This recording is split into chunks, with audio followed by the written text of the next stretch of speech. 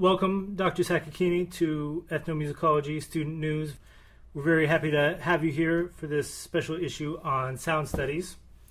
You recently published a volume with David Novak, Keywords in Sound, and also you've written about sound studies or not sound studies specifically, but you've written a lot about sound and soundscapes, especially I'm thinking of your article from Ethnomusicology on orientations to soundscapes in New Orleans.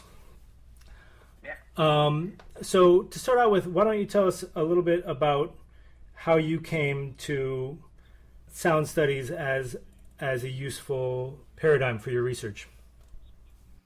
Okay. Good to talk to you, Brendan. You can call me Matt, by the way. And so I think implied in your question is this intervention of sound studies. And I think even before we want to think about sound studies, one of the things I was proposing in my chapter, which is titled Music, of the Keywords in Sound collection, and obviously I'm focusing on music within the larger domain of sound, is there something called music studies? And I think those of us within music studies take that for granted. And so I would want to first start off by recognizing that ethnomusicology is a field within music studies, and it emerged as a social science within these established departments of music in the humanities. And that's quite, and that legacy goes back, very, very far. And that's quite different from sound studies, which developed far more recently in the past couple decades and is a inherently interdisciplinary field, and it emerged that way. And theoretically, sound studies would, of course, include music, and certainly music is the object of much sound studies research, but I would say the field itself is sort of suspicious of the institutional baggage of music studies, the intellectual legacy of sort of fetishizing music as a thing apart from sound, which of course ethnomusicology is itself critiquing that long legacy of the privileging of Western art music and notated scores and the unmediated experience of composing and listening. Ethnomusicology takes a lot of that on, but squarely within that legacy of upholding music as this a predetermined object of study. And I, in the end of my chapter, point out to three areas where sound studies have come along and challenged the sort of familiar normalized understanding of music. And one would be the notion of the soundscape or acoustic ecology. In other words, music is contextualized within spatial environments. The fact that music was an entry point for the commodification of sound through sheet music even, or piano rolls, and then of course in mechanically reproduced sound, starting with cylinders and 78s and up into the MP3 era, into streaming. And then as a third case study, the social norms that attempt to parcel out music from noise. What is background music at a mall functioning as music in the way that music studies has sort of propped up music over the centuries. So those are all examples of what a focus on sound and a sort of defamiliarizing of music has brought to music studies. And then the tension in the book is that I would actually go a little bit further, which is that's the kind of story that sound studies would tell us, and what we've argued in Keywords in Sound is a sort of counter-argument, at least in the narrow domain of music. The book covers far more than music, but asserting in some sense in our book that music studies has actually been dealing with and grappling with sound for 2 millennia, going back to Pythagoras and further, and that simply discarding music studies, which is what so much sound studies attempts to do in approaching music as a kind of tabula rasa and just calling it sound ignores this legacy. And I think we're arguing that they do so at their peril. In other words, that we're not calling for a sort of a decolonial return to music studies, but we saw the book as a sort of prequel for decolonizing music studies, for laying the groundwork for those kinds of projects that actually directly engage with the themes that music studies has solidly defined over the centuries, and that sound studies has this very uneasy relationship with. So that's the sort of tension in the book, is on the one hand, or less than a tension, this sort of back and forth between the two fields. What is music? What is sound? What is music studies? What is music? What is sound studies? How can we more productively engage the two, or even absolve the boundaries between them? Mm-hmm. Great. Can you talk a little bit about how sound studies came to ethnomusicology, or vice versa? How ethnomusicologists came to sound studies, and what were sort of the institutional factors at play, and what were some of the bridges and things like that? Well, again, I think the question sort of presumes that sound studies grew up autonomously from music studies, but in fact, if we look at, say, the lineage of Murray Schafer and Stephen Feld dealing with soundscapes, and what Feld would come to develop in the 1970s, what he called the anthropology of sound. That's one sort of early emergent wing of what would come to be called sound studies. But of course, Feld himself was an ethnomusicologist. He studied with Alan Merriam and Colin Turnbull, and partnered in these foundational dialogues with Charles Kyle, and was working within the discipline of ethnomusicology to critique it, and eventually developed this notion of the anthropology of sound, where studying among the Kaluli and preparing what would become his book, Sound and Sentiment, he had to learn that the Kaluli had an entirely different relational ontology to sound and to nature than his presumed Western ontology that distinguishes music and sound and nature and man. And so he learns that the Kaluli pattern their practices of lament and mourning off of a melody, in a sense, by the Mooney bird, the cry of the Mooney bird, and they pattern their collective singing off of the sound of rushing waterfalls. And so he's inherently in that book, along with doing many other things that are outside the scope of this discussion, he's inherently questioning, one, where is the divide between music and sound, and why are we so invested in making those kinds of divides? And two, that's entirely subjective, to not even in terms of a relativist cultural stance, but even in terms of a species stance, of recognizing definitions of music and sound and sociability that go outside of the domain of the human and into these relationships, in this case with birds and the surrounding environment. And so that's one of many foundational examples. Others would come from maybe more media studies and popular music studies and cultural studies about sound as it disseminates and mutates through circulation in recorded form outside of face-to-face contact and what we think of as sort of organically mediated environments. These are all different examples of how sort of disabusing or questioning, problematizing the focus on music as it came prepackaged within music studies comes about through a larger reckoning with sound as a category that subsumes those discourses and those sounds that are deemed to be music.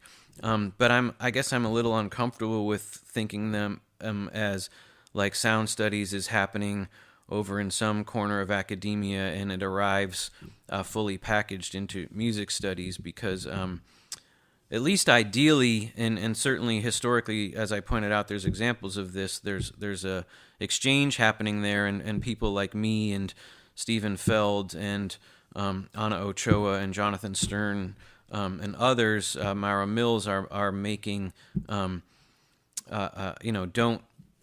sort of privilege an affiliation in one field or another, but are trying to work across those boundaries or even dissolve them. Mm-hmm. It seems to me that sometime around like 2009 or 2010, there's this big explosion of activities. There's the sound studies special interest group at SEM. There's a music and sound special interest group at AAA. There's the articles that come out in what was it, the annual review of anthropology from Anna Ochoa and others. So it seemed to me that at a particular point in time there's a very direct intervention. Is that something that you can elaborate on a little bit? Was there a reason why it was needed at that particular time, or a particular sort of decision to move forward with this idea in a particular kind of way? Yeah, that's a good question. I think looking back at that very recent history, there is ethnomusicology is a diverse discipline, right? And for instance, I sort of come out of an intellectual legacy of Merriam and Feld and Ochoa and Aaron Fox and David Samuels and others, Louise Menkes, who are, deeply invested in the anthropological and social theory. Then you have other literal schools like Wesleyan or UCLA that have a more performance-based history. And when you go to the conference, you meet students and faculty who may even have affiliations with those sort of institutionalized legacies or those schools themselves, and yet they're doing radically different things. So I think one thing is to think of ethnomusicology not as a uniform discipline with a sort of, but as actually a sort of, I would say even fragmented in its worst sense or diverse in its best sense field of study. And I think like you said, in the around the late 2000s, there was a major rise of sound studies that those in music studies who were not yet attuned to it, in some sense, had to reckon with. Right? We have, for instance, a wing of sound studies that I haven't mentioned yet is sort of media studies, and Jonathan Stern's book, The Audible Past, and Lisa Gittleman's study of sonic media going back to Edison and others, David Sussman's work on piano rolls and sheet music. There's this intervention that's happening from scholars who are identifying with sound studies into music studies, which is saying, if we're privileging this notion of musical performance and phenomenological experience and the practice of music making, what are we missing? Well, we're missing reception and listening, and we're missing the fact that sound circulates as a commodified object, and that the materiality of those objects and the way people engage with them as listeners and consumers determines the way they hear live music and experience. In other words, it enters into the privileged domains of anthropology and ethnomusicology and music studies, and forces those of us with those affiliations to reconsider, how we're fetishizing the sort of standard tropes of music making. And then you get, so you have, say, a study by Louise Menkes, Sound in Africa, of recording studio production in South Africa, and how a sort of field of production between engineers, performers, producers, record labels, consumers, socially construct music, and literally how the sounds themselves are manipulated in the studio to meet audiences' expectations of what the sound of Africa is. That's an example, one among many, right? In that burgeoning period of approaching music as a form of sound and engaging with the way music studies has presented those sounds over time, but allowing for an insurgent critique into that, to ask new questions and to rethink and problematize old questions. And so I think to the heart of your question is, at what point does that become institutionalized? So within SEM, there was a group of, I believe, graduate students at NYU, certainly Ben Tausig and I believe Bill Boyer and others, and I don't have their names and I wasn't directly involved, but starting up a sound studies interest group at SEM and trying to carve out an institutional space to recognize the sort of solidity of the emergence of sound studies within ethnomusicological studies. And then you have Dave Novak and ultimately Mandy Minks and Ellen Gray and Danny Fisher and many others in that are doing anthropological studies of music, starting the Music and Sound Interest Group at AAA, and that taking on a life of its own because there's more possibility, obviously, in a space like AAA to engage with forms of sound that may have no relationship to music whatsoever, right? I just read a great article by Marina Peterson on airplane noise originating at the Los Angeles airport, and the regulations around that, which is far afield from music studies and far afield from sound studies that have sort of influenced music studies. So it's a larger net of sound that they can engage with in anthropology. But I think to the spirit of your question, there's a sort of reckoning going on, and I would imagine you and many of your colleagues as graduate students are coming up at a really exciting time when these divisions ideally are breaking down and these languages are not seen as completely distinct and disparate, but that we're all working in a space where music and sound are the boundaries between them are being questioned. Mm-hmm. Yeah, I think there's a lot of interesting sort of epistemological and ontological writings about rethinking music and sound. But for me, I think it's very important that people take that next step and show how these epistemologies, I guess, coalesce around different forms of politics. And I think that's where your work, some of the other people you mentioned, Louise Menkes, even Marina Peterson, Stephen Feld, that sort of comes into play. Can you elaborate a little bit about how an orientation to sound can be political in a way? Well, I love this question, and I think honestly it's the sort of $1 million question of the moment, and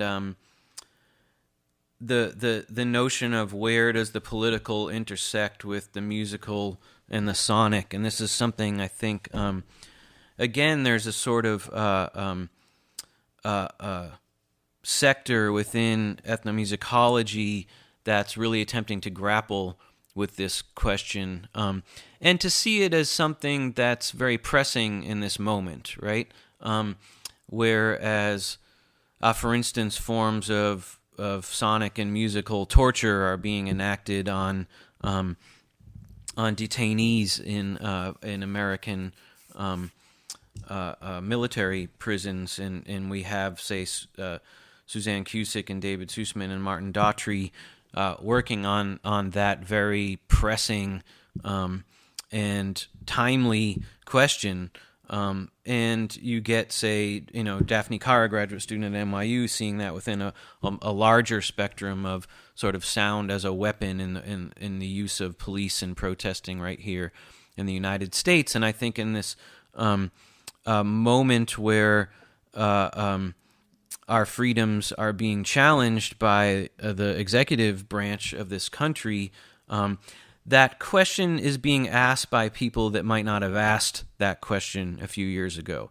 And I think even at the SEM conference, which happened to fall a few days after Trump's election, there was not only a general sense of fear and malaise, but a general sense of those who had been seeing their work as a sort of respite from the problems of political life, ideally recognizing that those are not separate domains, that the work that we do and that our political motivations can be brought together in the work that we do, both in the sense that seeing our in my sense, my activism in the public sphere, but if for those who don't do that, their discourse in the public sphere brings in questions that we bring from our intellectual pursuits. But I think more to direct to your question, bringing in our political commitments and our investments into the kind of academic production we do, and questioning the very nature of what constitutes a sort of academic publication, or the supposed objectivity of our social science commitments, right? Which have, of course, been under question for decades now. But so I think the most exciting work for me that's happening is to see, for instance, graduate students that are coming along and writing a special issue of the journal about decolonizing ethnomusicology and starting a Facebook group dedicated to that. And for those of us that have the privilege of being in tenure track jobs and working on publications, seriously considering what stories are we choosing to tell in the work that we do. And I, like you said, I mentioned Louise Menkes and Steve Feld and Ana Ochoa.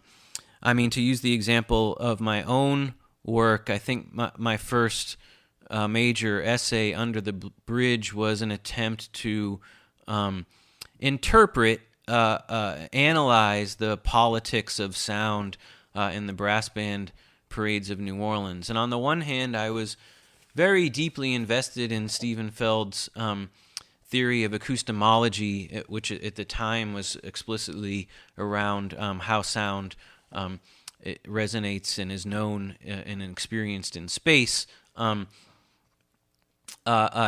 apply that not to a rural egalitarian society like the Kaluli, but to a very modern, highly policed and enclosed group of African Americans in New Orleans who create these brass band parades. So coming with an explicitly racialized and politicized question of what does it mean to for Black Americans to take over public spaces through physical embodiment and through sound.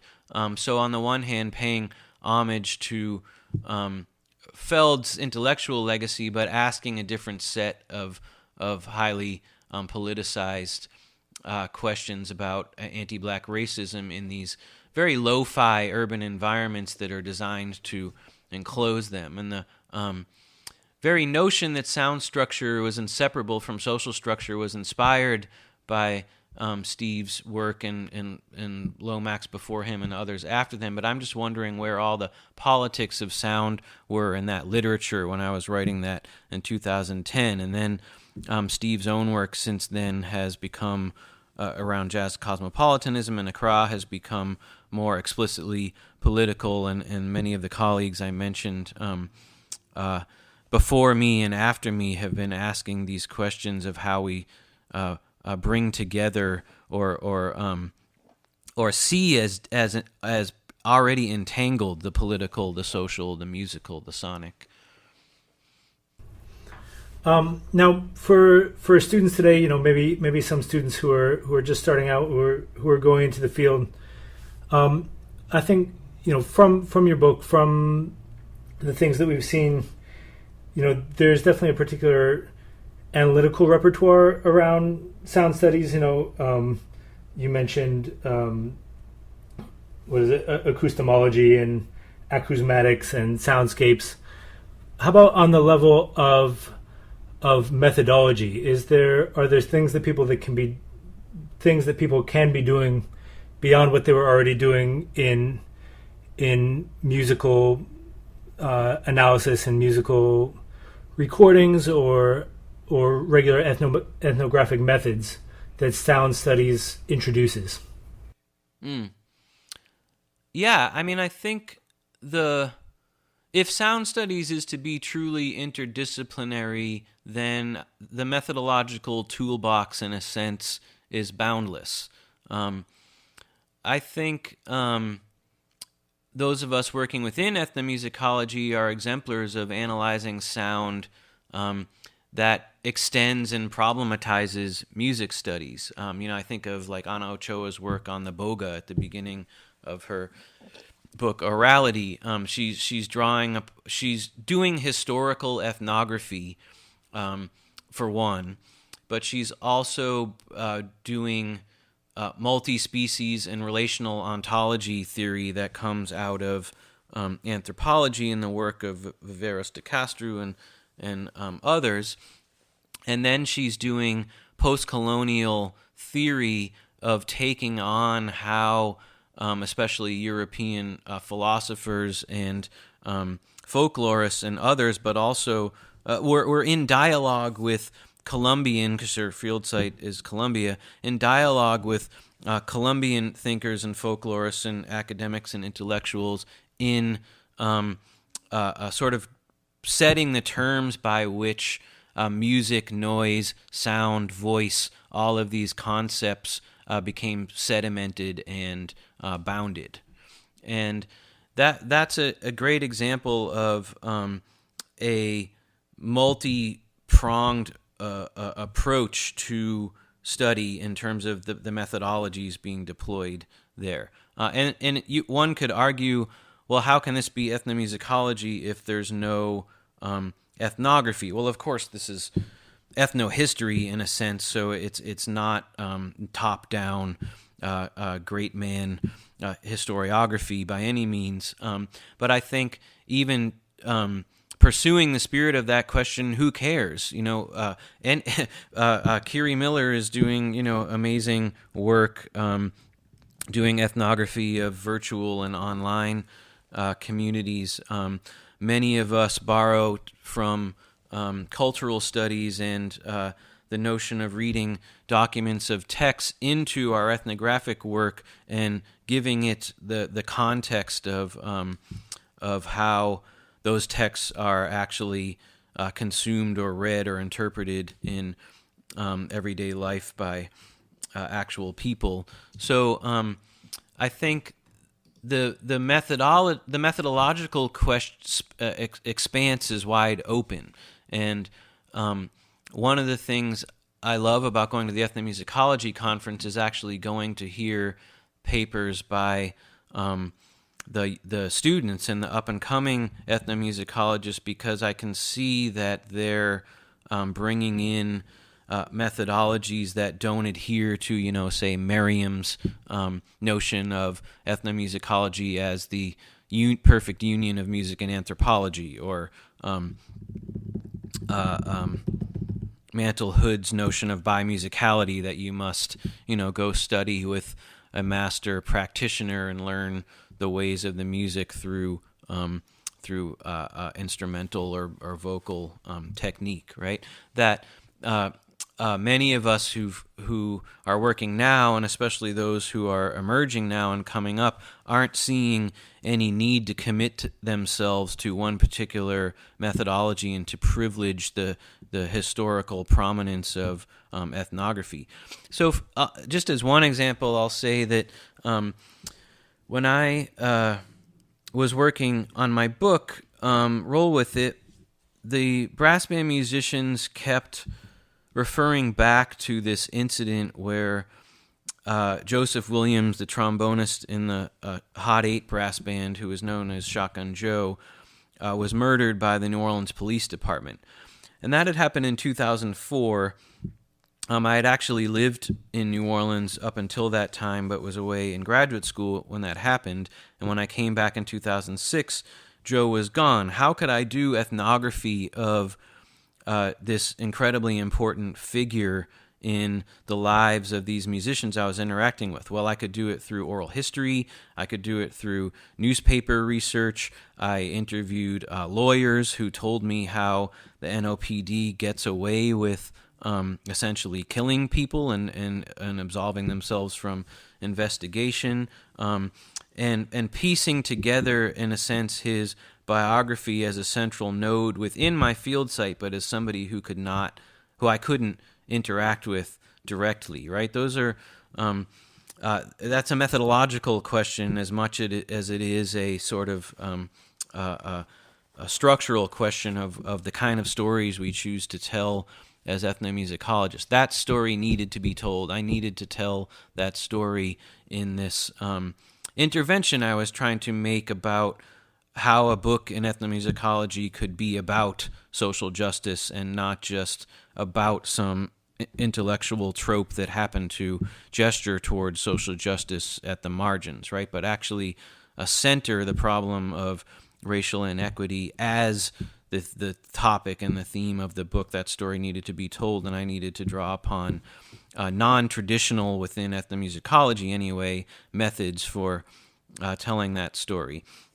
And for instance, in that chapter, I also do a sort of cultural studies reading of the homage songs that brass band musicians wrote for him, and do textual analyses of how these traditional musicians use rap to testify for their friend and to call out the New Orleans Police Department for their actions. So that's just one example of how I think the methodological field ideally is wide open, and ideally those of us who are, training up-and-coming students are freeing them from the shackles of what ethnomusicology is limited and predetermined to be. Great. Well, I usually like to, at least in my fieldwork, I like to end my interviews just by asking people, is there anything else you'd like to add to the conversation? Just a sort of free form, whatever happens to be on your mind at this moment, either among things that we've discussed or things that we didn't get to that you'd like to share. I think I would just go back to a discussion we hinted at earlier, which is that, I think the ethnomusicology of the future is sure to engage with sound studies, and I have no fear over that.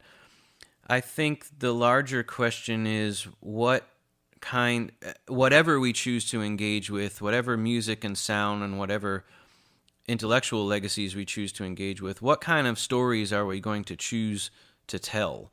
And I really encourage people to, or I should phrase that a different way. I really respect my colleagues who've been able to bring in timely questions about the state of mankind and inequality and neoliberalism and racism and sexism in this moment and bring it into their work. And so I think the disciplinary issue of what methodologies are we going to use or what disciplines are we going to affiliate with, to me, is subsidiary to the larger question of what are you going to do with those tools? And so I think all of us should be looking in the mirror and asking ourselves, what are we doing here, and what goals and outcomes are we working towards? Great. Well, thanks once again. This was really informative, and I think our readers and our listeners are going to get a lot out of it. So thanks once again. It's been a pleasure, and I look forward to maybe meeting you in person at the next SEM. Great. I'll be there. Nice talking to you, Brendan. All right. Likewise. Take care.